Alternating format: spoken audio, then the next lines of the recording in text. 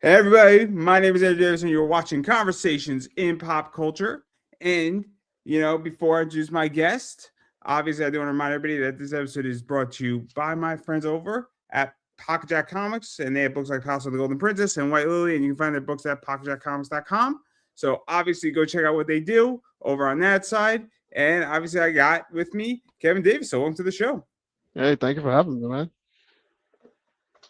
Yeah, no, I'm excited. Obviously, you got a lot going on. There's a lot of stuff you're doing. Obviously, you have a Kickstarter going on right now, which is Halloween, which is Yes, funding on sir. Kickstarter, and we're going to talk about that, in a few minutes here. But before we get into that, obviously, why don't you introduce who you are? Because some people know who you are, some people don't know who you are, and I figured that I would give you the floor to introduce who you are.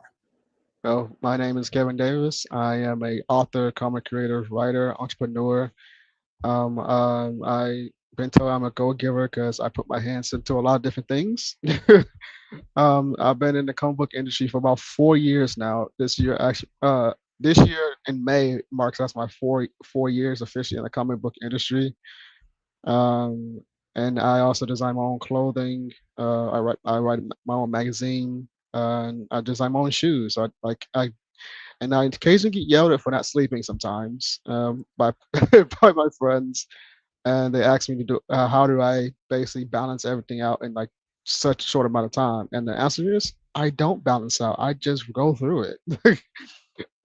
Just to be honest with you, but I drink a lot of water, and when I need caffeine, I drink Coke and Pepsi sometimes. So, but yeah,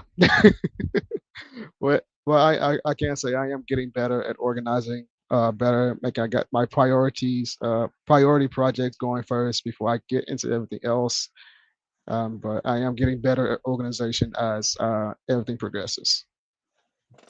Yeah, so let's talk a little bit about this because obviously, I mean, you do a lot of stuff. Don't you? I think you have 3 or 4 comics out or coming out in the next few, month or two. I Hmm. think you have Arc Fry is one of them. I think Mad Pops is another one. I think Hmm. Terminus is another one that either is out or is coming out. And Hmm. so, what is this like? Because obviously, I think you've done 7 or you have 7 somewhere in the works. I don't know what's published, what's not published per se, but obviously you have published work out there, and I think you've Hmm. done a few of these campaigns. So what is this like? Because that's the thing that I think is interesting is that when a creator is coming back for round 2, 3, 4, 5, 6 on Kickstarter versus their first one, because there is a Hmm. difference between those two creators. Yeah. So Halloween is my second Kickstarter. Arcfire issue 2 was my first because I did Arcfire issue 1 on Indiegogo. And it's a whole different type of medium, and it's nerve wracking trying to set up a freaking Kickstarter. Um, but I would say that, but I don't, Arcfire, the first two Arcfires and Halloween are all actually officially published right now. Terminus and Maypops, they're coming soon down the pipeline, and Skin Shifter and everything that's coming down the pipeline later down the road. And then also my first, and I actually rebranded my magazine. It was originally called Kevin C International, but I felt like it was too corporate in a way. So that's why I revamped it and changed it to Kevin C Fate because it's a lifestyle horror comic magazine. Because you have business articles in there, you have comics in there, and you have mental health articles in there, and then also have interviews of other creators that also are in like different industries. So I say like in my magazine, I try to balance it out. It's like I want to entertain you with some comics and like some short stories, and then also bring awareness to that this stuff happens to in mental health. That I feel like mental health is not talked about enough. So that's why I added that into that. And then my friend who actually writes for my magazine, Dennis Knight, also writes business articles about what the do's and don'ts when you want to come into the comic book industry. But being a creator Oh, doing Kickstarter, it's a we could have nerve a wracking. whole discussion about the do's and don'ts. Yeah, A whole discussion on that. I mean, exactly. Yeah. there's a lot of rules that you shouldn't do. Oh Um, yeah. Oh it- yeah. it- Most I definitely. can tell you one of the biggest do's to do though is that pleases and thank yous go a long way. They go a long way. Oh yeah. It That I can does. tell you that. Um, and that doesn't apply to comics, everybody. That just applies to life in general. Yep. Please and thank yous. Oh my God, Oh yeah. Oh yeah. goes a long way. But obviously you got a lot going on. Obviously you got the magazine, you got that going on, but I want to get into your Kickstarter because I think that's what is the most prevalent at the moment. Not saying anything else is not important. It's all important. I want to make that crystal clear. There's only a few other things that are more important. One of the major things broke. That we could talk about also in May. I don't know if you saw what's going on in May now. But if you did see it, everybody knows. But I'll ask your opinion on that a little bit later. I don't know if you know what I'm talking about. Just nod your head yes if you know it. But anyway, not the but I do want to talk about your Kickstarter. So obviously we have Halloween, and this is interesting, right? So what is the basic premise of it before we get into it? Because I have a viewpoint that might be a little bit different than other people on the book. I figured I'd allow you to at least introduce the book before I destroy it. No, we're not going to destroy it. Oh, you're going to destroy my book. Oh, man. But the premise of Halloween is basically it's two killers dressed up in a clown suit, the exact same clown suit, going around social media and basically finding their victims to kill. But the lore is it's originally started with two brothers. They were twin brothers, Ethan and Evan. Because they started all of this, but the thing is, they've been dead for years in Halloween, and so it's basically like cat and mouse. Like, is this like a copycat killers, or it's like a fan cult, or it's like, are they related to Ethan and Evan somehow? But these two new clowns in Halloween are actually going after a group of friends. So it's like they're trying to up the ante and like try to basically be better or more vicious than Ethan and Evan did years ago. Yeah, so let's get into a little bit because obviously there's a few things going on here, right? So we have and technically there's some questions that could be asked here, but on the basic surface, we have these two killers that are copycat killers of what the original two, I guess, brothers were, who are supposedly dead. Whether they're dead or not, is up in the air per se, because it could be a plot twist. We don't know. But obviously we have now a copycat killing or revive killing, whatever you want to call it, going on. And there's more to it, though, because there's obviously stuff in this town that's in play per se. Maybe it wasn't. Maybe this isn't black and white. There's some gray going on here, because I think there is. And then you also get the whole thing where it's kind of like this group of friends now has to deal with these two killing clowns in a unique situation where it's up against the clowns and not trying to get hunted down, right? I mean, so like, what is that like? Because it's so interesting because it's almost like a board game. Like, oh, you're actually the first person that actually said that. That's actually kind of how it is. It is like let's play playing chess and checkers. So yeah, it is kind of like a board game because you're trying to figure out which way to go and like which one's the route that this story is going. And so like this is like one of the hardest stories I've actually written so far. That's I wanted to, because I always try to think outside the box, like do something that's somewhat not done before. And so I mixed different genres up together. And so I'm like, Halloween is not your typical just slasher. But like, it has a slasher, it's a murder mystery. It also has supernatural elements to it too. And so I was like, I want to do something a bit crazy that's out the box, but actually not too crazy that it be confusing. Well, I want you to, because I want people to keep guessing. I want people to love characters. I also want people to hate characters, and I want people to be pissed at me for killing off characters they might like. I don't know, but so that's why I kind of like split this book into like two parts, because there is a lot that I'm doing for this particular storyline. So this Kickstarter is part one of the Halloween saga. But as I continue like edit and write it, it might possibly become a trilogy. But we'll see how I feel about after I finish book two, because there is a lot that I'm putting into this that I'm really hoping blows people's minds, whoever reads it. But yeah, it's definitely a board game in a way. It's like you're playing tarot cards on steroids. So yeah, so let's go even further into this, because obviously, I mean, there is a lot going on. And it's a group of friends and they're dealing with this problem, and it's got that 80 vibe to it a little bit. It's kind of got a little bit of a stranger things going on a little bit, I feel, to it. because I definitely feel like this is an 80s comic. You know what I mean? Like Really? That's a huge compliment for I've never heard somebody say that about my stuff. That's thank you for that, man. because it feels like that, right? Huh. Okay. Like in the 80s, no parents were around, kids had to deal with their problems. Yeah. This is an 80s adventure. I mean, that's what it is. Like, it's not Huh. we're not, we're not in the 70s in this book. If we were, they'd be doing something else. And we're definitely not in the 90s because I don't see a boy band around. So it can only fit in the 80s. No, I'm joking, obviously, but it really is this vibe of the 80s is what I get out of it. And so I don't know if that was Interesting. intended or if it just wrote itself that way. But that's what's also interesting about this book is It that actually it's funny. It actually was not originally intended. I was just writing it out and letting the story tell itself as I was writing everything out. And actually, the rate and it's actually very It's actually very cool that you actually see like an '80s vibe to it because I love the '80s horror too. Like I'm a big fan of the '80s. I'm like I've always been told I'm an old soul, so I guess my old soul kind of translated into the story a bit. Yeah, because I'm a big fan of the '80s horror, like pretty much the old school movies and everything. So yeah, so that's really interesting. yeah, because and again, I mean, I think the story is relatively straightforward. That's why, like, I'm not trying to beat it down with a dead horse because I don't think we have a group of friends and clowns are trying to kill them, and then there's some plot twists along the way. But we know the confrontation that's going to occur.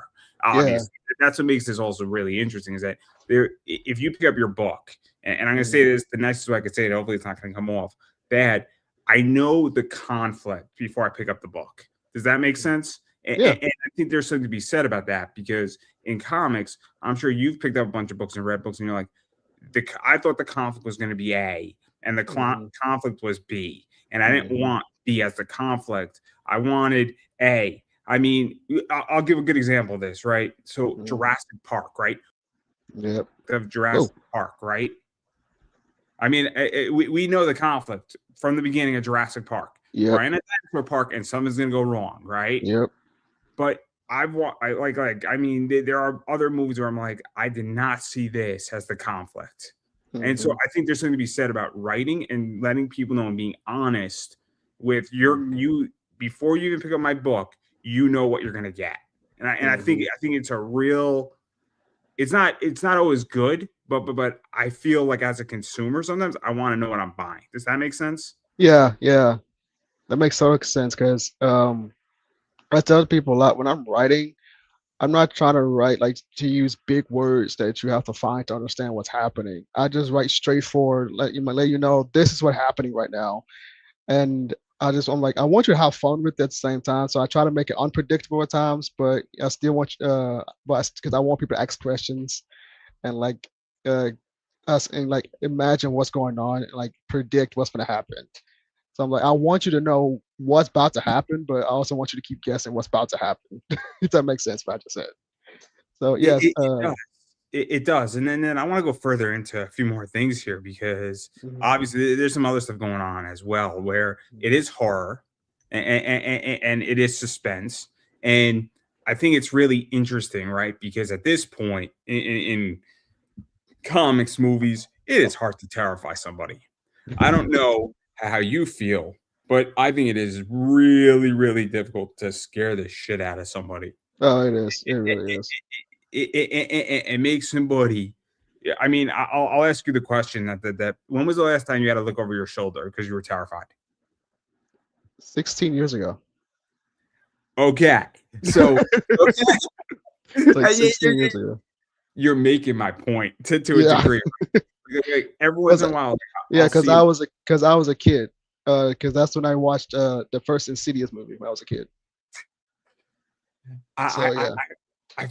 I forget what movie it was, but there was something that scared the shit out of me, right? Mhm, And like you gotta, I mean, maybe 2, 3, maybe 4 years ago, something happened, and I had to look over my shoulder for like a good like 2 weeks, mhm, and not and it scared me, but it wasn't horror. So something happened in mhm, my life that made me just be a little bit more aware of my circumstances. Is a good mhm. way to put it, right?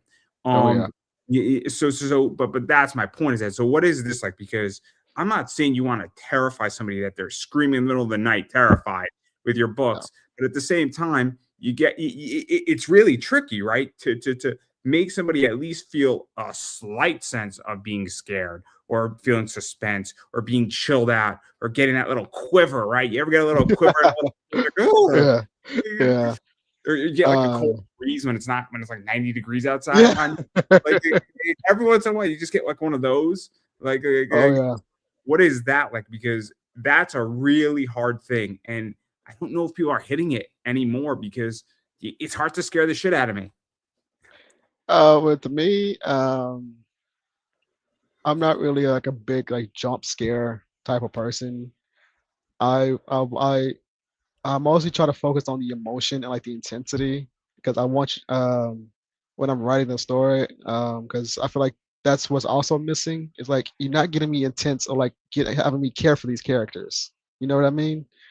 And I just feel like that's where I mostly approach it is like the emotional level when I'm writing stuff, especially for Halloween.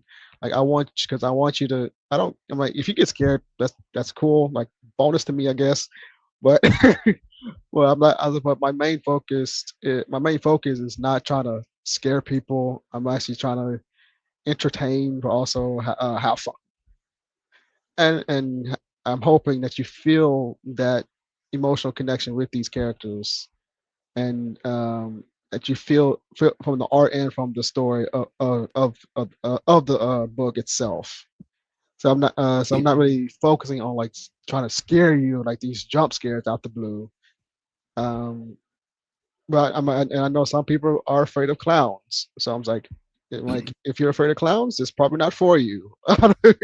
So, because a friend of mine, I was on a show with her. She saw my comic and she's like, she's afraid of clowns. But she probably, but she backed my campaign. She's like, she probably gonna get it, probably not gonna read it because she's afraid of clowns. I was like, well, okay, thank you though for backing it. But yeah, my focus is not really trying to scare people. I really just want you to feel for the story and feel for the characters. So it's interesting, right? Too, because obviously, I mean, I mean, one of the things about comics, and this is going to tie in, is especially with feeling for characters, is if you make somebody care about your character and then you kill them off, right? Uh, Exactly. Yeah. Growth point, whether it's a necessary point, whether you just want to kill off a character, Mhm. because I'll be honest with you, how many times in a comic book does a bunch of characters die and you don't really give a damn that they died? You Not don't at all. they die, Not at right? all. Yeah. Not saying that we want them dead per se, but like, but like when you have a situation in a story where a character you care about they die, and for instance, we could use your book. Let's say one of these group of the friends gets stabbed by the clowns and the others escape, but you care about this, and now that death is a massive moving point for them Mhm. dealing with this issue and dealing with this, and shit just got serious. I mean that's part of it, right? Like Yep. you need consequences, right? For Yep. act. Exactly. Yep. If there are no consequences, then what's the point of doing anything in a story? Because Yeah. Exactly. within reason. Some stories don't need any consequences. If we're all going to the park together, like My Neighbor Totoro, there are no consequences in that movie. None. None at all. But it's Not at great. all. Oh It, my God. but it doesn't Oh. need it. It doesn't need it. But Mhm. with Princess Mononoke, I'm a big anime Studio Ghibli fan, everybody, in case you didn't know that. There's consequences in that movie for Mhm. every character. Yep. And you need those consequences. So like that's the thing about this is that like when you care about a character and they die, that's a major consequence. Oh yeah. Oh yeah. Exactly. I mean, that's exactly how I approach it. It's like I want you. I build up. I try to build up the characters enough to see if like a audience member gets attached to that character or characters. And so I was like, cause in a comic you really learn like the individual friends like backstory to show like the connection of everything. I will say that. I will put that out there. That you will see that backstories, but somebody said if I would make a prequel, to this. I'm like, no, I'm not making an entire prequel to this because I wouldn't. I'm like, it would be a waste of my time making an entire prequel. I'll show you flashbacks in these comics that you in these Hall of Fame comics, but I'm not going to make a full-fledged backstory. Like, I mean, yes, I will explain Evan and Ethan's backstory in the Hall of Fame comic, but I'm not going to waste my time making an entire prequel. You know what I mean? So to go into this, and sorry to interrupt. I mean, I'm You're curious good. is that if you kill off a character, Mhm. you know, I don't know, because I don't think your books are shared universes, are they? It is a shared universe, but you don't have to read one book to understand the other. So because if you kill off a character in one of these universes, they can't appear in the universe again, and they're dead for the most part. And so because it's really interesting, right? When you kill off Yeah. characters and you have real consequences, Mhm. like, it's actually a complicated issue, right? Because Mhm. if all of a sudden that character is massively popular, but they're dead, you're limiting what you can do per se with that character, even though the other characters have evolved.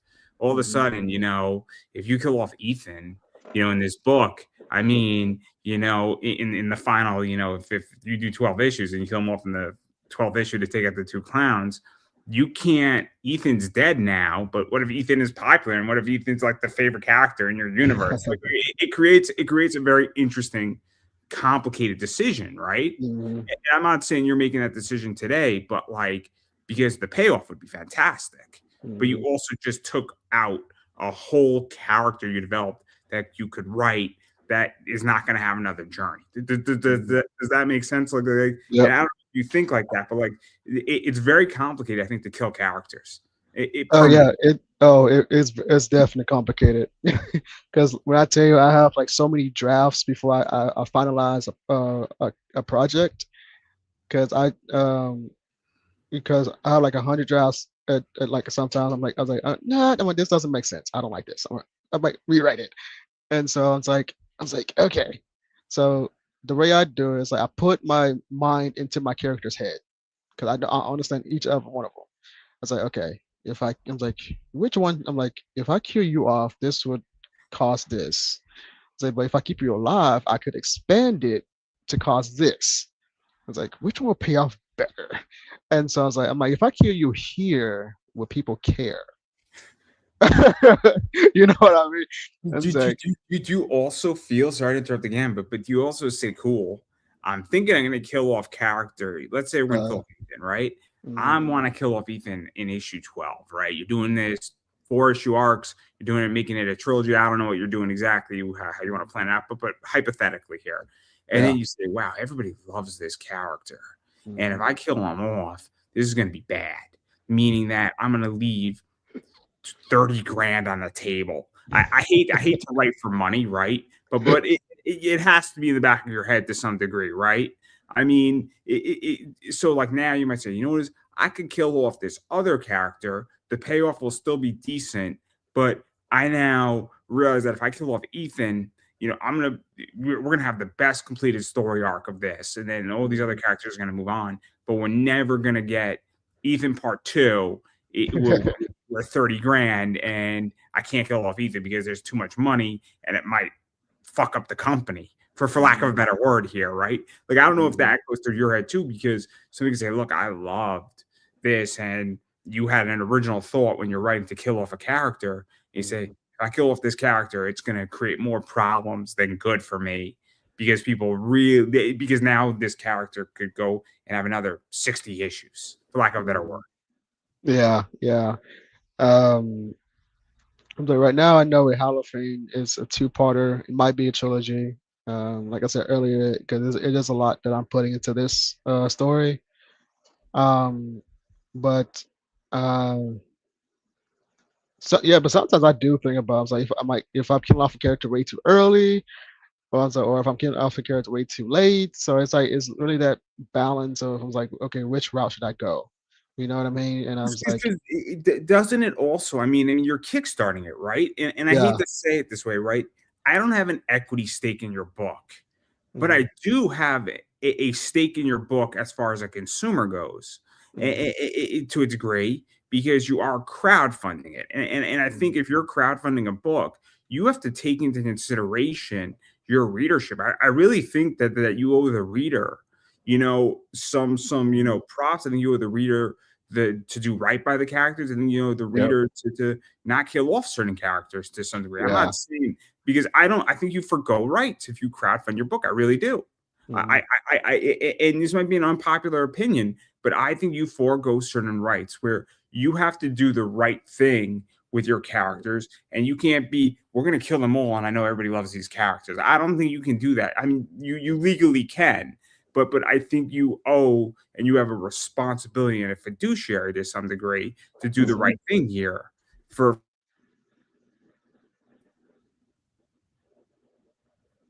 I mean, that's what I think at the very Mhm. least, because you're asking me for money. And the Mhm. second you take my money, you owe me the appropriate fiduciary responsibility ending, and you owe these characters, at least as far as I'm concerned, if you're going to craft on your book. Now, it might be an Yeah. unpopular opinion. I don't have an equity stake, but I Mhm. do feel that I have a particular stake in that. Mhm. That's how I feel. I mean, maybe it's, and if you don't like that, then you should craft on your book. No, Yeah. seriously, Oh yeah. I agree with you actually. it's a social contract. It's a social Yeah. contract. Yeah. And I mean, I actually stand with you on that one. Because when I'm backing books, and especially if it's an ongoing series that I backed each book, and I'm hoping a certain character doesn't like get killed off or go to a certain route that I think it's about to go. So yeah, I'm actually right with you on that because I backed a lot of books on Kickstarter, and there's a lot of characters I love. They actually treated right, in my opinion. So and then I mean that was like a character that might be like a character I hated how they wrote it, but that's their story. But I still love the series because the way they wrote their story, it actually made sense why that character went that way. So I wasn't too mad, but I was still mad. so yeah. Again, I think there is a social contract. I do. I don't think I have an equity stake in anybody's book. I think Mhm. though that there is a social contract, and I think it's a very Agreed. unspoken rule, and I think it's a very controversial thing. And Mhm. I think though that people forgo certain rights when you're asking me for money. I genuinely think that there's a reason why I'm probably never ever going to want to do a Kickstarter for this show again, because I felt that I gave up certain rights on my Mhm. podcast, and I don't want to give up those rights. And that's just Yeah, my opinion. And that's look, I fair. mean, it's an open, fair debate that can be had. Exactly. Yeah, And I'm sure that people who see this are going to disagree with parts of that openly, and that's perfectly fine. You have that's every right to fine. disagree. It's an open discussion, if anything. But the Oh other thing yeah. I want to touch upon, though, is that you're doing a horror book in February. I don't know if you knew this. I don't know if you knew this. October is 8 months away. I know. I know. So I released Halloween on Friday the 13th, which I didn't know it was Friday the 13th. So there's a few things. There's a few things here. So one of my biggest pet peeves, and I hate this, and I don't know if this was intentional by you or not, is you have a Halloween book. You're doing it in October, but I'm not getting your book in Halloween. I'm backing it in October. It's counterintuitive, right? yeah. So it's the Halloween spirit when I back it, but I'm getting your Mhm. book in May. Like that Right. makes no sense. But Right. I mean, if you want to get people their book before October, let's say your goal is to get it to them August, September, they're gonna have their book in a horror book full of the clown killers, which is perfect for Halloween in Mhm. October, right? And I Yep. don't know if that was intentional. I don't know how fast your turnaround time is, but I think there's something to be said about that. Where isn't the point to have the book in somebody's hand in October, not to fund it in October? I mean, maybe I'm the crazy one here, and maybe I don't get it. But I think there. I mean, I don't even think I'm saying anything smart here, but like, I want to read a Halloween book in October. I don't want to back it in October. Yeah. Yeah. It's funny. That's also funny. Because after Halloween, I have another horror book coming like in the summer. That's gonna be perfect in time for for October. So that's but yeah, I I I didn't. Or somebody brought it up to me that I was when I said February 13th. I said, you know, that's Friday the 13th, right? I was like, wait, really?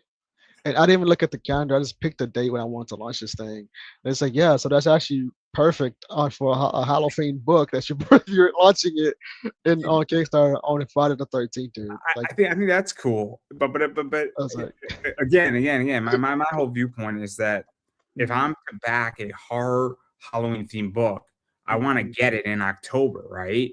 mhm, I want to get it in September so I could have it for October, right? mhm, Because that like I don't want to back your project in October. That if it's mhm. Halloween and get it in May because it defeats the purpose. It, it, it, Yeah, yeah, and even if I get your book in June or July, at least I have it before Halloween. It's not yeah, perfect, doesn't line perfectly, but I yeah, would rather get it before Halloween and get it before mhm, October than after, right? yeah, So like, and I think there's something to be said about all this, and I don't know if, again, because there is a misconnect here, because and I'm curious how you feel about this. Is that I get that if you have a Halloween book and you fund it in October, you're probably gonna get a bump because people are in the mood and that's what they're looking for. But at the mhm, same time, I'm not enjoying the product when it should be enjoyed yeah, in its prime. Like, yeah, I don't know. There's certain things that are enjoyed in their prime, right? I'll yeah. give you I an agree. example. I'm not going to drink a pumpkin beer in the springtime, right? I'm drinking No, a pumpkin beer in the fall, but right? yeah, Like, yeah, I'll drink like a summer ale in the mhm, summer, right? I'll yeah, drink. I mean, I could drink my whiskey whenever I want to drink my whiskey because whiskey is mhm, not, seasonal position, but like I tend to drink stouts in the winter, right? So oh yeah. like, but like that's my thing is that so I'm just curious how you feel about that because it's tricky on the business side of making sure you fund to get the most money you can get for your project, but also Mhm, making sure that when your reader reads it, they're reading it at the right time and what you want to achieve. Because if you're mhm, reading a Halloween book in the middle of summer, it doesn't have the same effect. mhm. It does not. It does not at all. Like I will say, I'm like whoever gets, I'm like the book, whoever backs it and gets the physical book, they will get it before Halloween, and that's up to them if they want to wait to read it until Halloween. That is true. You could Uh, always wait. That is yeah, true. I'm like that's I am completely up defeated to on them. that point. I will take the L on that point. Yeah, I think the rest of my argument still stands pretty tall. But continue. yeah. But the thing, and but the thing, I got advice. I'm like, not to launch anything around like October or like because that's the holiday season, and people are already like crushing and like getting things together for their families and stuff. And and yeah, I'm like, Who and if gives you, you I'm like, that if you launch a advice? project, I was like, if you launch a like horror book, I think it would be good to launch it a few months before October, and so people can buy it and you can ship it out as soon as your Kickstarter funds and you get the funding to get it printed and ship, and they can, like I said, they can wait to read it until it's like the Halloween season. 'Cause they have the spirits mostly up during that time for a horror It's story. it's interesting, right? Because Mhm, I don't know if you've heard this before, but you know, a few people said this. Luke Stone mhm, said it very well, and I like mhm, Luke a lot. And what he said is that a Kickstarter is not complete until everybody got their book or what they backed. mhm. So you could say I funded my campaign and that issue's done, but you got Yep, to still print it. And you got to get it into people's hands, right? that part. That is Yeah. a complete Kickstarter.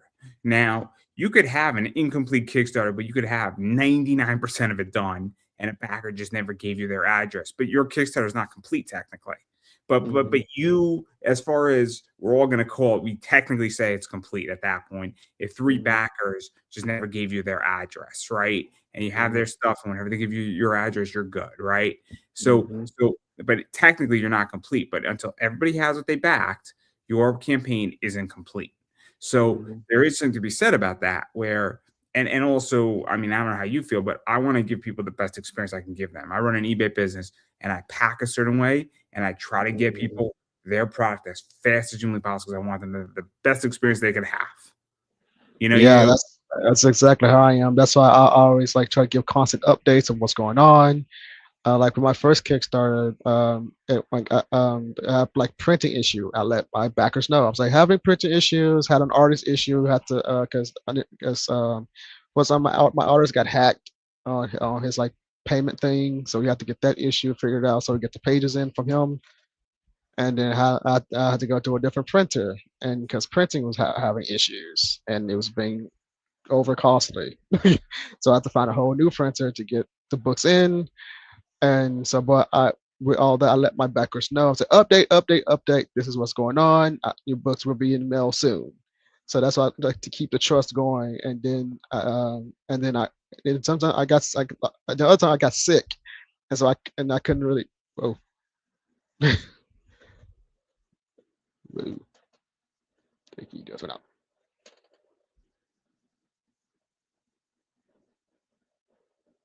Like, hold on, guys.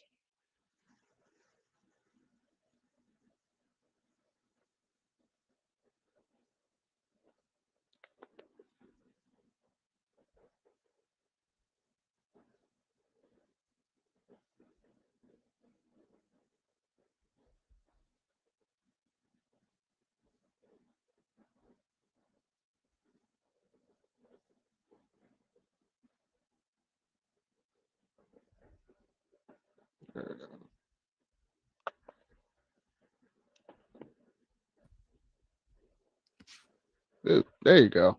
Oh, what happened? Again, Oh, StreamYard's being difficult with me today. It's yeah. being difficult with me today. I don't know why it's being difficult today.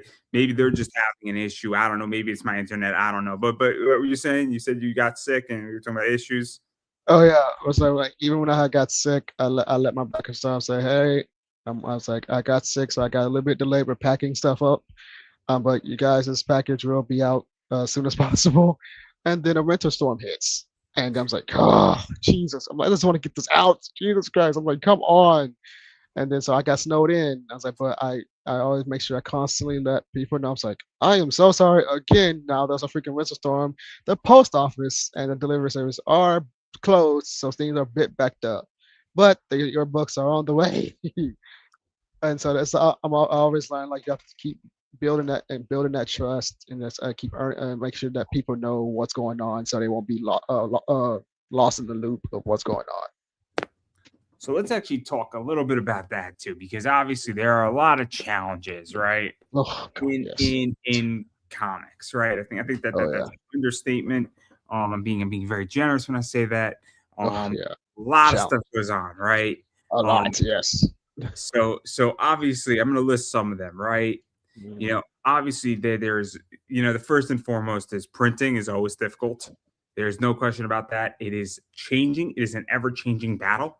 I think it Yes, it the is. way how to put it. Um, Prices go up and they really only go up. Printers come and go. We had a Mhm. paper issue. We have overseas issues. We got tariff issues.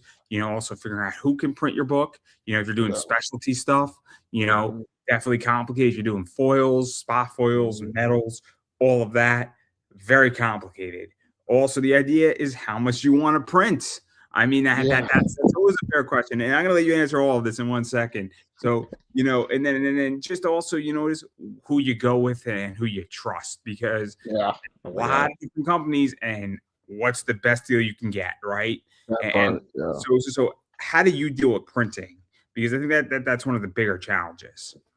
Um, one I one I hear a lot of people talk about what printer they use. And so I do my research. I look at how their setup is, and I look at the cost. Like, okay, we'll see.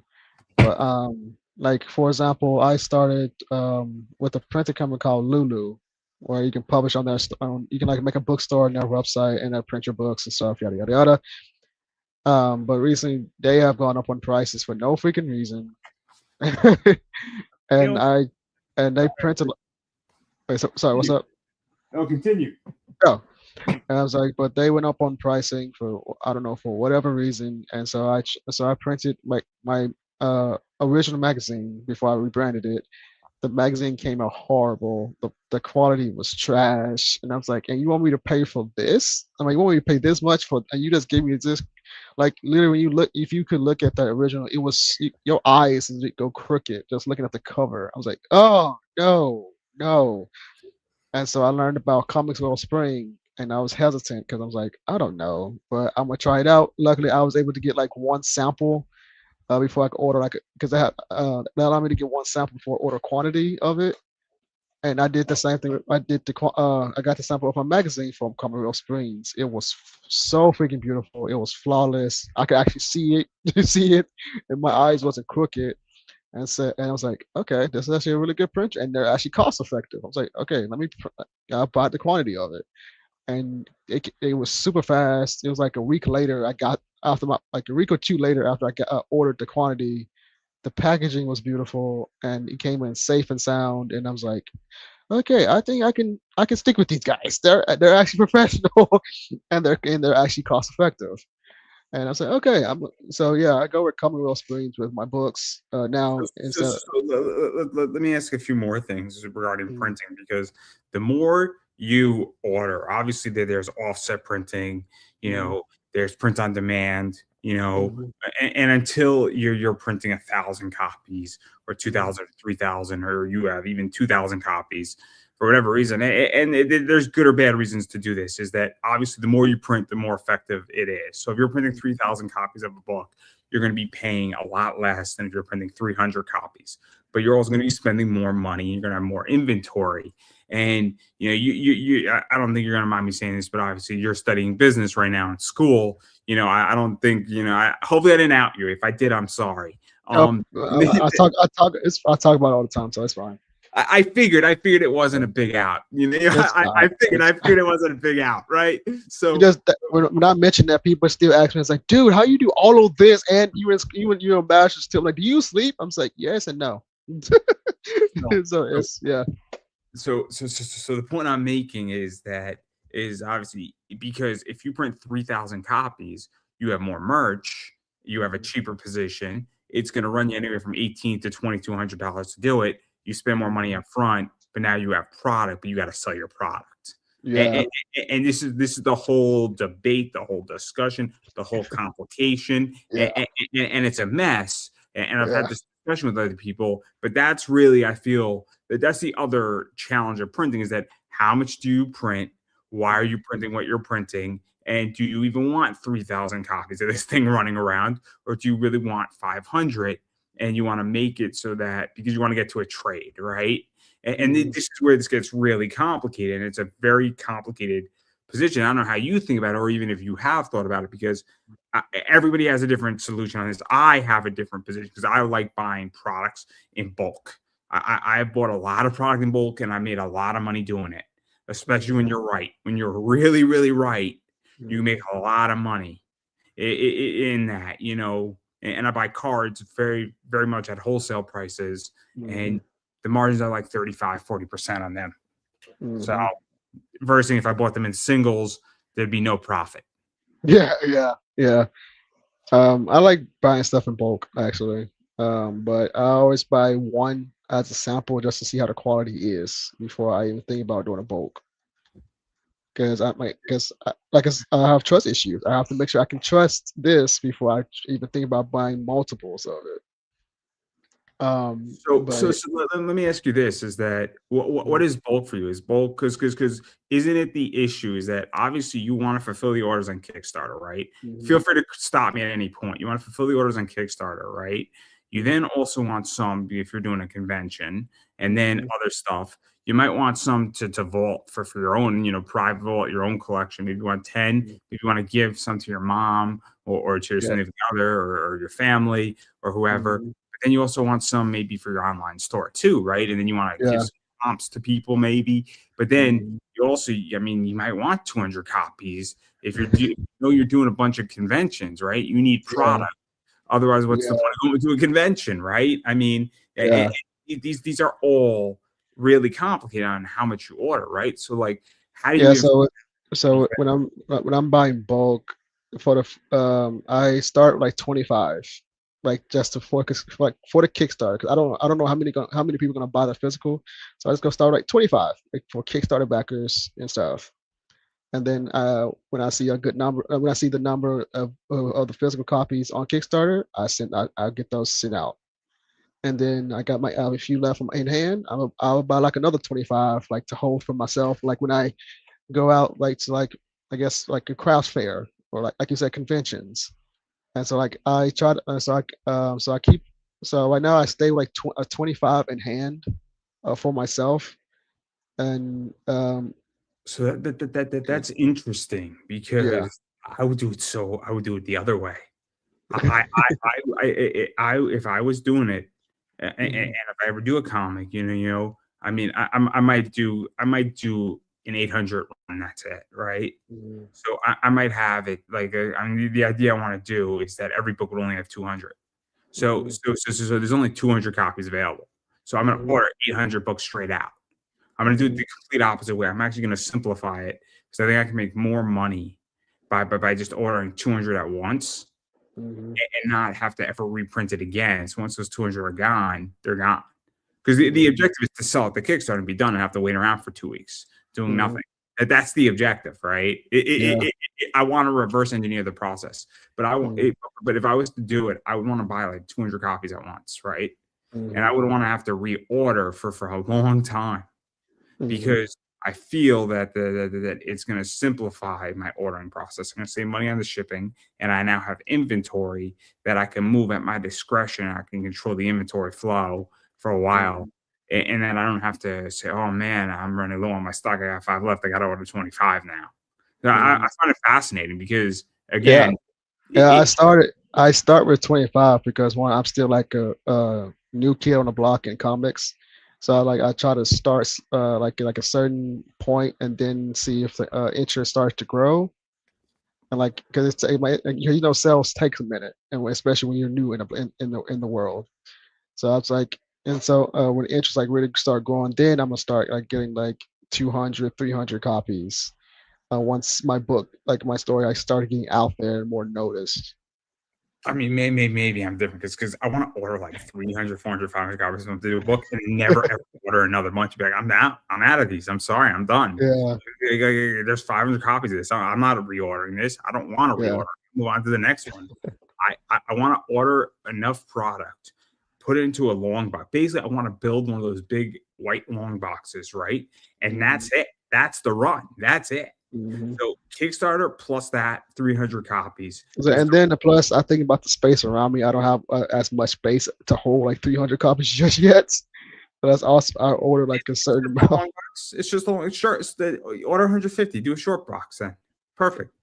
Because again, I want to simplify my accounting, right? That's all I want to do, right? That's the whole point of it is that I want to simplify my ordering and my accounting because that to me is where I become efficient.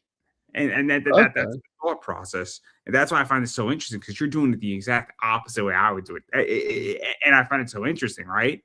Because it's not wrong. It might even be better to a degree, but I just think it's so interesting, right? Because I do it the exact opposite way. And I'm like, that's so interesting, right? Because I take the complete opposite side of what you do, the way I would do it, right? The complete opposite, and just say, I'm never gonna have to order again. I'm never gonna have to send this order ever again, like because I don't want to do it again, right? That's why, right? Oh yeah. I hate ordering things in bulk that way. I hate it. It's just like I just want to be one and done. Like, but I find it so fascinating. But I do want to move on to another point. I'm sorry. Look, I find it so fascinating because when people think differently than I do. Because if we all thought the same, it'd be quite a boring life, wouldn't it? Yeah, it'd be incredibly boring if we all thought the same. Just because we can't all be right about things, and I am, doesn't mean that you're. No, but I do want to talk about a few more challenges. Obviously, the other thing is, and you're a podcaster, and so you know this, is that everybody right now is struggling for media attention in one way or another. And I mean, I hate to say this, not everybody who's a guest is the same. Not every guest on my show that I've been doing this, 1,200 plus interviews is not the same. There are people who obviously have more skills, have a bigger following, have more knowledge, have less knowledge. There are people who are just prettier. I mean, there are also things where I'm interviewing something or somebody or a thing or a cosplayer, and she just happens to be, in a certain cosplay that's popular, right? And if you get, 2,000 views, not because of what's being said, but because of how she looks. I mean, I hate to say it, right? We're visual creatures, right? So not every interview is the same, but I know for a fact everybody's craving for media, and you're running your project and you're craving for media too. And so what is that? Because that's a big issue, is how do you get somebody to stop to look at what you're doing, let alone back it? Man, I'm still learning that today. But from what I've learned, one, you have to show that you're confident in your product Mm. because I've always been taught, so if you're not confident in what you're selling, the consumer is not going to be confident. It's not going to be confident buying it, if that makes sense.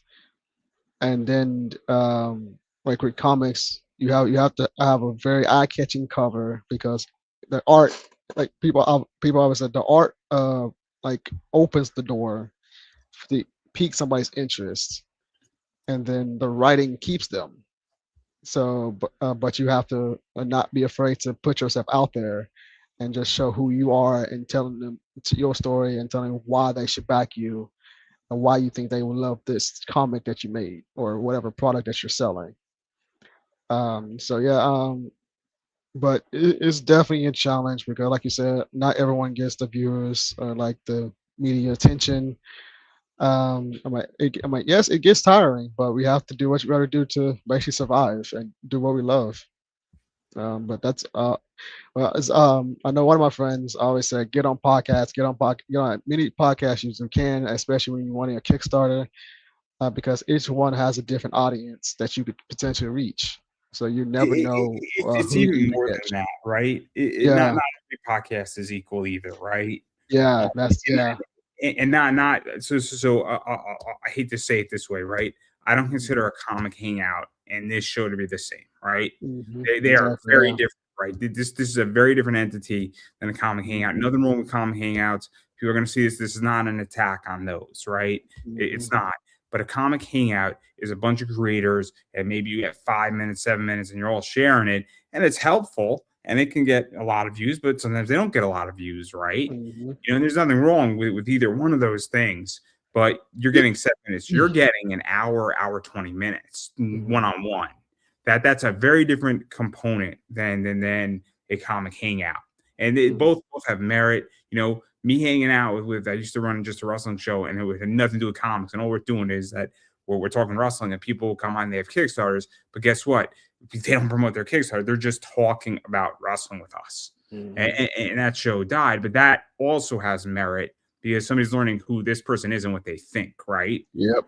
Yeah. And not being sold on it, right? So Mhm, I think that's the other thing too that's really interesting about getting on podcasts is that you know understanding what the market looks like, understanding what is what, yeah. and all is relevant. But it's also it is look that I know like legitimately 50 people right now who have campaigns, and I'm not Mhm, taking all 50 of them. I'm not. No offense to any of them, right?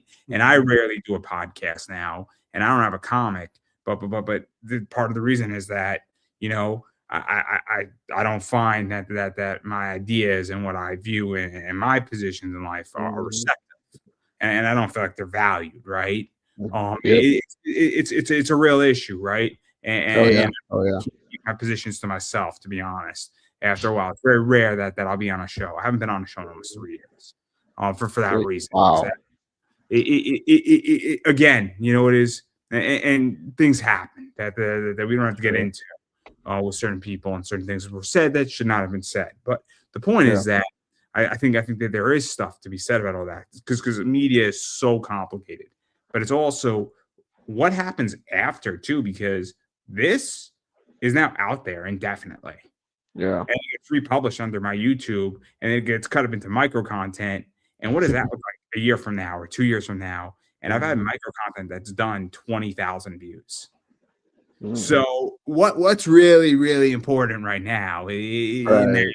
that what happens with the rest of the content after the fact. So I think there's a lot of stuff with Oh media yeah. that's complicated and it's not always about what it is tomorrow, right? This thing could Yep. have Yep. 30, but what if in 2 years from now it has 10,000? Or 100,000 or it just keep going and on. Yeah, it keeps going on and on. It's a very complicated issue because Mhm, it cannot help your Kickstarter today, but it could help your brand tomorrow. Yep. So, I and then, agree. sorry, what were you saying? I would just say I agree with you. I'm like, because I'm like everyone has a beginning somewhere, but everything takes time to build. Yeah, and Rome wasn't built in a day. Exactly. What happens with people is that they want 10,000 views in an hour. Well, like And 5 minutes. that's not how this That's works. not That's gonna not how happen. this works. I'm sorry, Uh, it's not how this works. I mean, if you get 100 views in an hour, even if you're a mid-sized level podcast, again, it's not how it works. It's slow and it's hell and it's miserable. But what you really want is you want it to grow every year. And once an interview is published, if it's doing 500 views every year and it's just promoting your brand, it's great. But I digress because I want to talk about the other thing too, which is the economy. And I don't know how you feel about the economy, but I think the stock market's killing it, right? The stock market's up and it's higher than it's ever been, and it's up for the year, right? You mhm. know, gold is doing well. People hate Bitcoin. I'm a big crypto guy. I love my cryptocurrencies. I think they're I just got into crypto and it's actually really good. It was actually really cool. so If so. so I was hesitant about it at first, but I know some of my friends got crypto, so I was like okay, my curiosity is kind of curious. And so I'm getting into more. I'm getting into some crypto and some investing, and so it's actually been really good so far. I was like, it's actually. I'm like, the so stock market it really is high right now. I was like, so it's I'm gonna invest into this. it is. It is. So the economy, though, is a nightmare, right? Oh, So definitely. Oh, definitely. there's no question about it. I don't know how you feel about it, but money is not as cheap as it used to be. Money It's is not. very expensive to use. It's very expensive to earn. It's very expensive to engage in. I think Oh yeah. people. There was I forgot the YouTuber. I keep forgetting his name, but he was explaining on eBay is that the thing that's going to matter now is you got to be really selective on your merchandise with what you're buying. You got to have strong pricing, and you have to have clean titles and good pictures if you want to sell on eBay.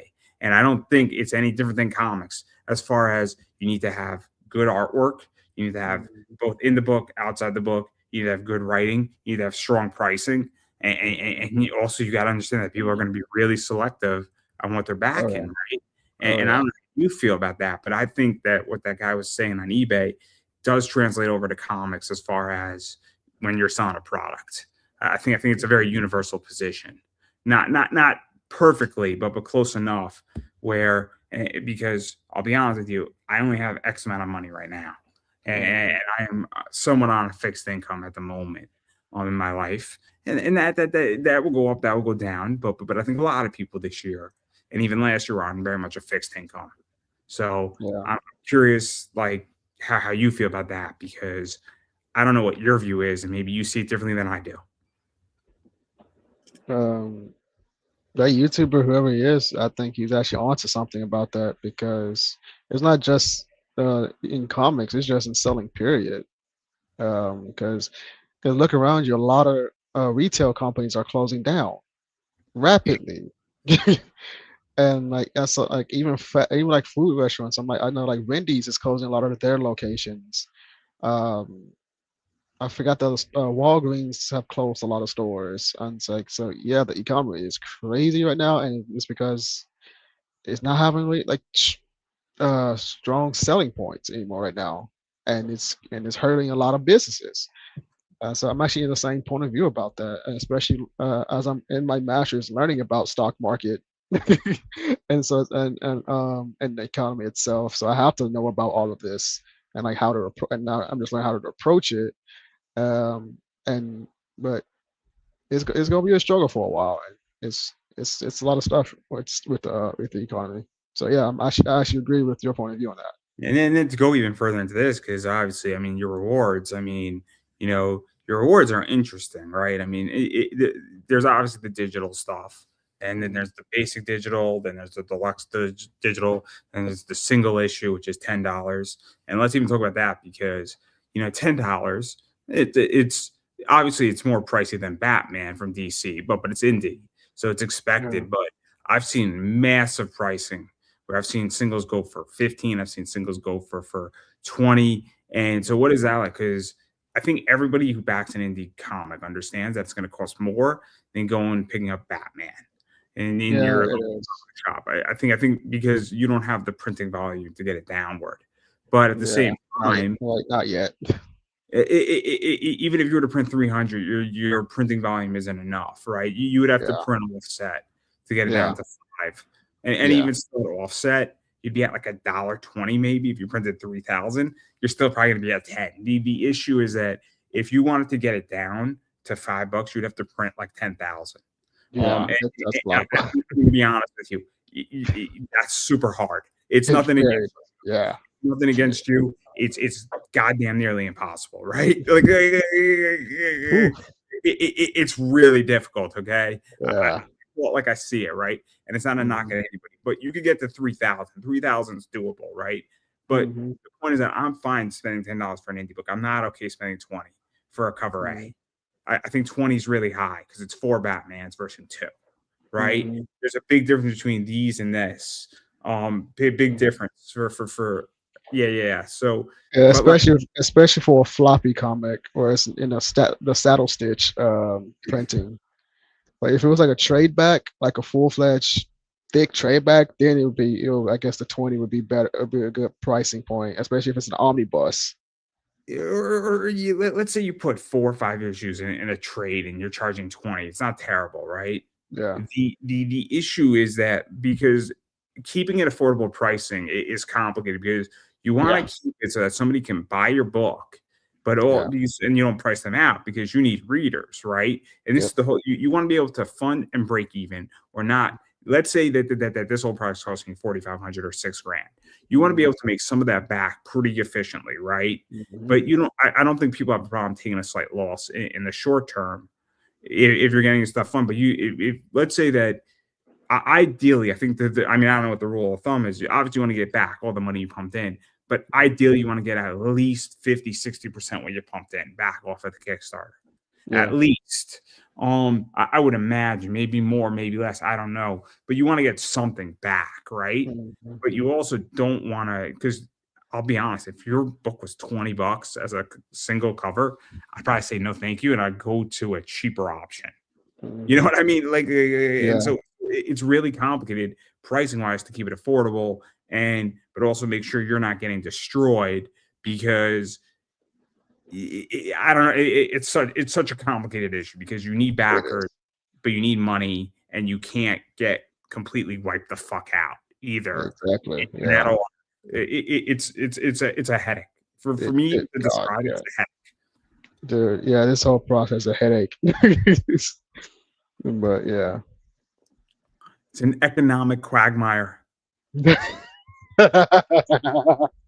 What? What? Everybody doesn't understand quagmire is a real word. And just because Glenn Quagmire from Family Guy doesn't No, mean I understood it because Family Guy came in my head when you said it. that's why the whole character Quagmire is hilarious. And then his father becomes his mother. Oh, the whole Oh my everybody doesn't realize how brilliant writing that is. Quagmire has me crying laughing every time he comes on the screen. There's some funny things. My Oh, favorite episode is the stamp episode. This stamp says it's worth 8 cents. It says it's 8 cents, but the book says it's worth 12 cents. See, Chris, we're already 4 cents ahead. And now let's never talk about this again. And then let's go kill ourselves. Dad, can't we just stop looking? No, Chris, it's too late. it's too late. Oh my god, dude. Yeah, I understood. I understood the reference. That's why I'm crying laughing now because it makes sense. The stamp, we're up 4 cents. Let's put it in the book and let's never talk about this again. And now let's kill ourselves, Oh Chris. Oh my god, that's one of the funniest episodes I've ever seen in Family Guy.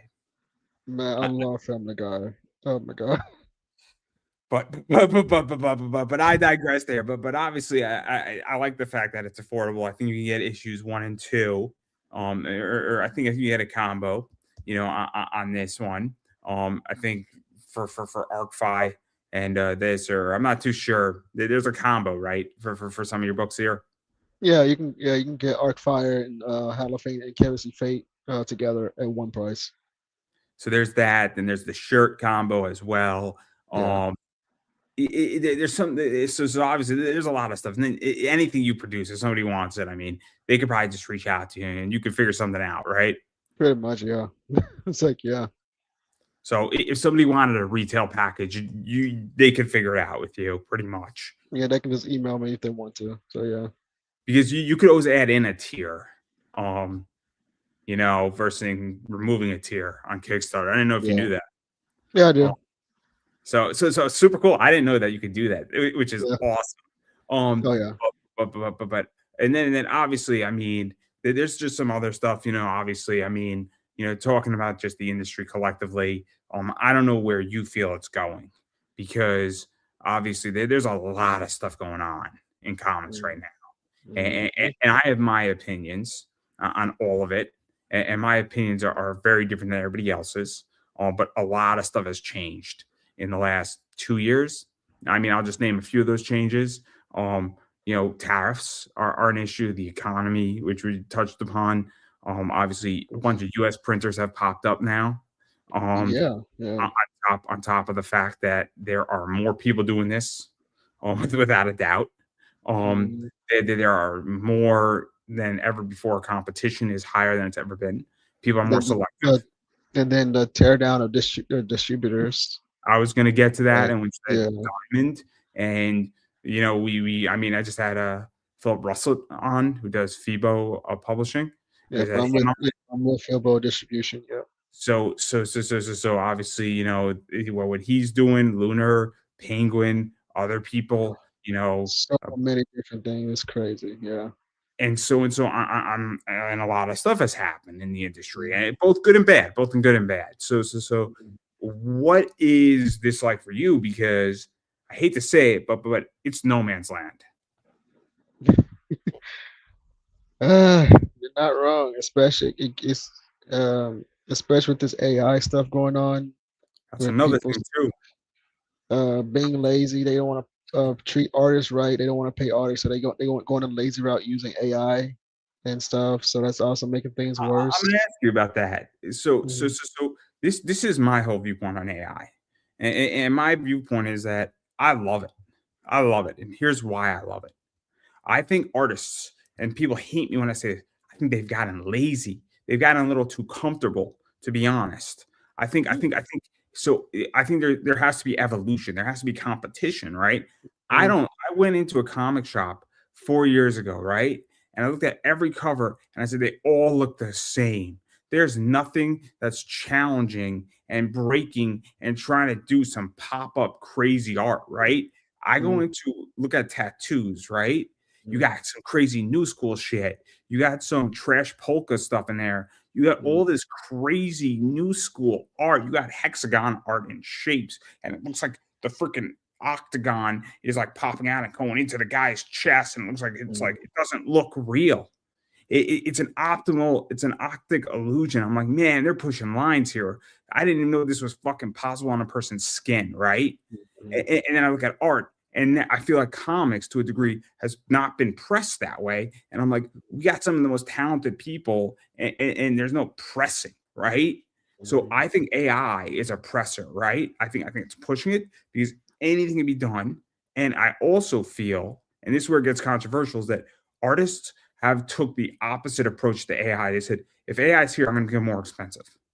And I feel that further pushed AI, because now Uh, every artist is going to charge another $100. It gets to a point where I'm bankrupted and I'm out of money. So why mhm. wouldn't I go AI, which is going to cost me $50? And it's like almost a self-fulfilling prophecy.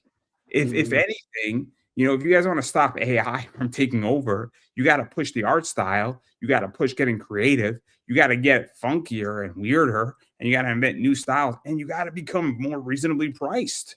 I'm not saying you got to starve, but you can't be charging me $1,200 for a cover when you should be really charging me eight. Mhm. And what happened? That everybody took, saying AI is here, so I'm going to charge you another $200 because it's going to put me out of business. And then I'm like, great, you're pushing me towards the AI. I mean, It's if as I saying that, I'm like, you're putting yourself out of business, overpricing yourself.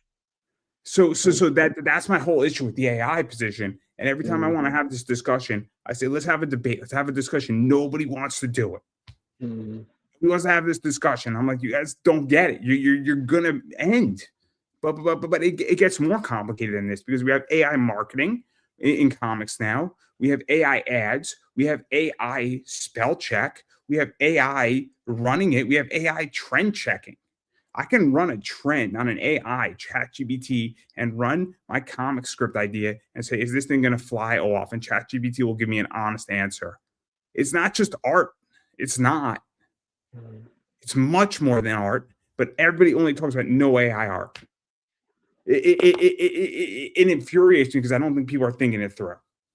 And I'm not saying that you should use AI art per se, but I think it's a merited discussion.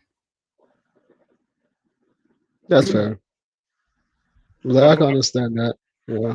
But I get, because I don't want to take somebody's job away. But I also say to myself, like, if we don't have a discussion about it, then what are we doing here? Because if you don't talk about an issue, the issue is going to happen anyway. True. Isn't it better to talk about the issue, know how to beat the issue, defend the issue, and take preventative care, or at least mitigate the issue so you get another 5 years before it kills you? Like, I mean, I'm just logical on the issue, right? Yeah.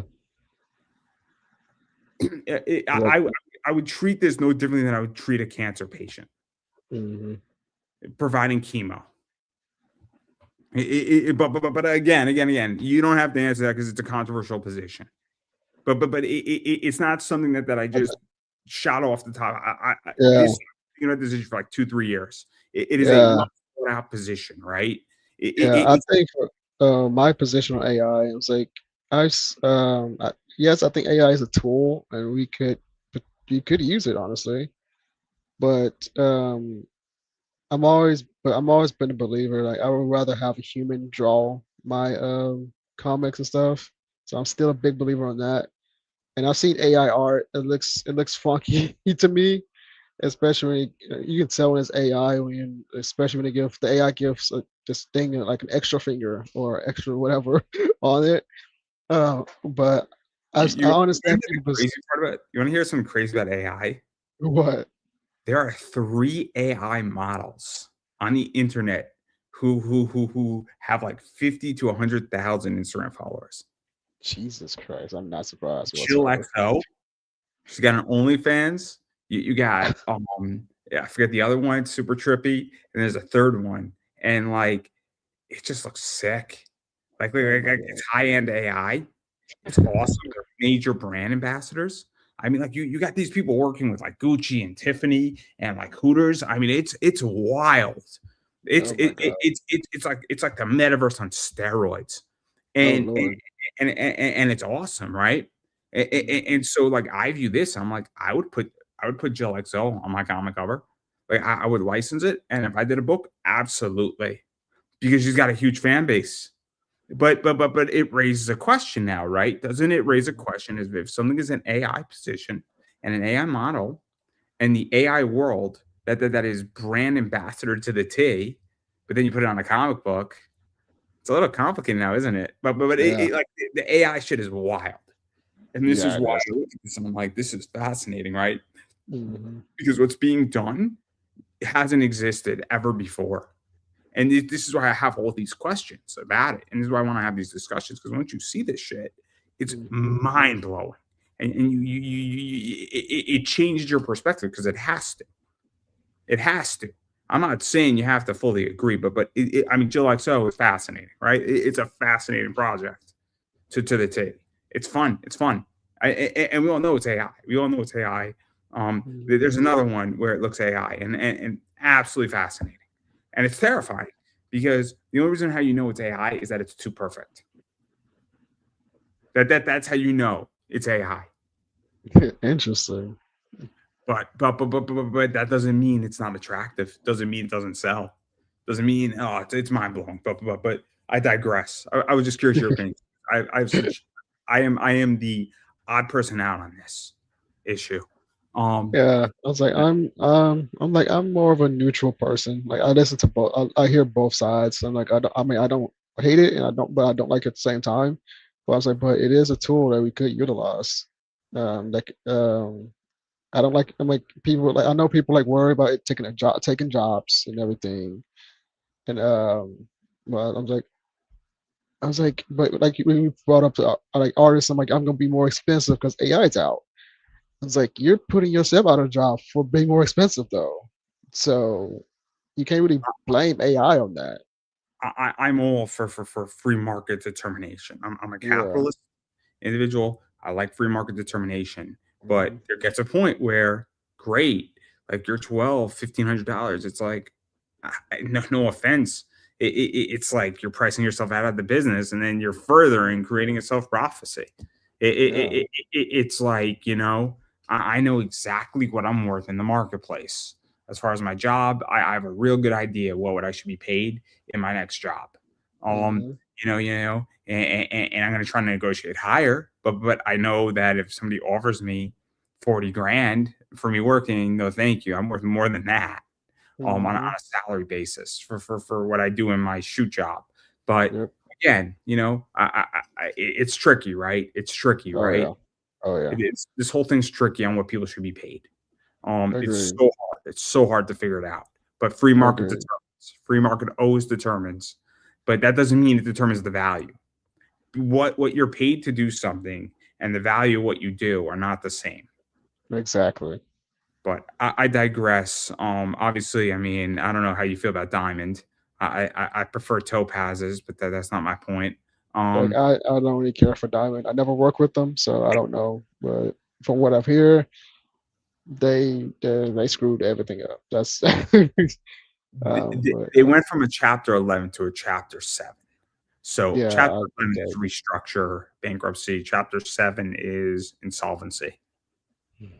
Um, Yeah. So nobody's basically we're talking 5 million with a bunch of stuff. A lot of people screwed. Um, yeah. Nothing against anybody. I mean, look, I was speaking to a friend and he lost 2 grand on them, and I said, dude, it could have Oof. been like for a small publisher, it's a lot of money. I said, yeah, for a small publisher, it's a lot of money, but it's solvable. Yeah, a 2 grand problem for Yeah. me is nothing. It's nothing. In reality, Mhm. if I did my last 4 days right from Friday to Sunday, Mhm. 2 grand was nothing. I had like a $3,500 swing gambling up and down. I ended up. I want to make that crystal clear. I don't have a gambling problem, buddy. Um, it, it, it, but trust me, there were moments where it was a rough Friday night. It's a rough Friday Mhm. night. Me and a lot of other people also had a rough Friday night. We all had a better Sunday. Um, we all are part of a gambling group. We meet on Fridays, under the Brooklyn Bridge. The left side, I want to make it crystal clear. We tried to take the right side, but somebody was there first, so we politely said, "We're not going to fight you." And they said the left side's free, so we took it. Compromise, guys. You got to compromise. Um, Right. but if you go on a Thursday night, that's where the Jedi's meet. But if you pick the wrong side, you might end up with a red lightsaber, not a green one. Just be careful, right? So if you're at Brooklyn on a Thursday night around 11 o'clock, you might, and you haven't picked a side in the fight yet. You get a choice, right? Go right or left, Mhm. but know that you can't cross back and forth unless your name's Anakin. So. Anyway, I digress here. I am on a Star Wars vibe right now, as well as a Pokemon drive. I am on the third gym, in a quest to get all 8 badges. Hey, somebody's got to. Um, Hey man, but I digress because I do want to talk about what's happening in May. Do you know what's going on in May? I don't actually. Oh, we're finally getting it. We're getting the once that we've Uh, all been waiting for years. Gina versus Ronda. oh, yes, I do know about that. I did post about that earlier. Yeah, I saw that. Oh, I am Yeah, so excited. I didn't know what date it was. I just saw the poster. I didn't know It's what in day it May. was. It's in LA. It's I don't even know. It's not even like a UFC fight. I mean, they're different weight classes. I mean, Ronda's coming out of Yeah, I retirement. saw it's gonna be on Netflix. Oh, I And love it. I love yeah, it. It's gonna be great. What a brilliant company. yeah, I left a comment. I said, "Team Gina." I'm going Team Gina. And No, no. one of my friends responded to me. He said they about 10, 20 years late, but he's Team Gina too. So we're both Team Gina. I'm not a big MMA fan, but I know I know the MMA fighters though. I'm a fan of. I was like, but I'm more of a Gina fan than I'm a Wonder fan, if I'm being honest. So that's what I'm saying. I'm Team Gina on that one. I mean, I like Ronda Rousey because I liked her in the Entourage movie. I thought she was funny in that movie. I thought she was really Oh yeah, that funny was a good movie. That was a good movie. Yeah. with Turtle. She's like, if you could last more than a minute, I'll let you fuck me, Turtle. I thought that was hilarious because it's a Ronda. I wonder was that scripted or was that improv? Because that felt like it was improv. It might have been improv, to be honest. It felt like it was pretty funny though. It was pretty funny though. It was. And then Turtle's like, how long have you lasted? How long have you lasted? Oh my god! I'm like, that felt like it was improv. That gotta be improv. Oh my god, gotta be. I enjoyed Entourage as a show collectively. I thought it was really, really fun, right? Jeremy Piven, all those guys. Like I loved Entourage. Thought it was great. But that should be good. But anyway, I mean, we've been speaking for a while. You got a lot of stuff going on. Obviously, you do a lot of stuff. But I do want to give you a chance to promote yourself. So where can people back the campaign? Check out what you do. Obviously, all that stuff. Obviously, your podcast and your company, your website, all of that. So where can people find you? Do all that stuff. My name's Kevin Davis. I have a new comic called Halloween out on Kickstarter. It's up now. You can find it on Kickstarter Halloween. You can find me on Instagram at I am Kevin Davis Official. My company website at kevisite.com. I'm also on Facebook at I am Kevin Davis CEO, and YouTube also at Kevisite. And yeah, and if you're also on TikTok, I'll go by I am Kevin Davis CEO as well. So. But Halloween is out now. It came out on Friday the 13th, which I did not know was Friday the 13th a couple days ago. But if you like clowns, if you like horror, if you like slasher, murder mystery, supernatural story, I believe you will love Halloween. So I hope you check it out. Oh, yeah. And podcast Kevin's Network. It's also on my YouTube at Kevin's Side. So yeah. And then obviously it's my show, so I'm going to promote myself here. I am Pop Anime Comics on Twitter/X, Pop Anime Comics on Instagram, Pop Anime Comics on Facebook, Pop Anime Comics on YouTube, Pop Anime Comics on TikTok, Pop Anime Comics, pretty much anywhere else. I do run an eBay store. So right here, everybody, look for comics and collectibles. Come shop with us on eBay. And I sell a lot of stuff, cards, comics. So I sell comics like this in my store. I sell stuff like this in my store. As soon as it pops up, there we go. Hopefully it's going to pop up soon. It's not working. StreamYard's giving me a hard time lately. So, yeah, there we go. Right there. So I sell stuff like this. Sorry about that. I sell stuff like that. And then I sell a lot of cards like this in my store. I sell cards like this in my store.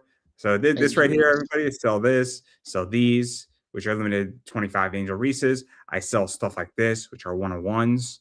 I sell stuff like this in my store, which is also 101. And that stuff does not stick around for all that long. So you got to definitely, when that's listed in my store, you got to jump on it. And I will say this is that obviously, first and foremost, if you're looking for comics and cards, and go to my store because I move merch around a lot. I shift through merch a lot. I sell a lot of stuff. So look through it. If you don't see what you're looking for, please shoot me a message on eBay. Ask if I have it, because I may have it. It just might not be listed. And if I have it, I'm more than happy to sell it to you. And if I don't have it, I have a lot of friends in the industry. I know a lot of people who have stuff, and I got a lot of friends who sell stuff that I don't sell, and I sell stuff they don't sell. And I'm more than happy to direct you to them so you can get what you want, because I get it. Hunting down rare comics, hunting down rare cards is difficult. It is difficult, and I know it. And there's been plenty of people that I've done that for. So definitely be on the lookout for that. And that's pretty much everything I got going on. So on that note, I'm going to give you the final word. Go check out Halloween and go check out Andrew's store. I don't think I could have said that any better myself, everybody. And that is a wrap.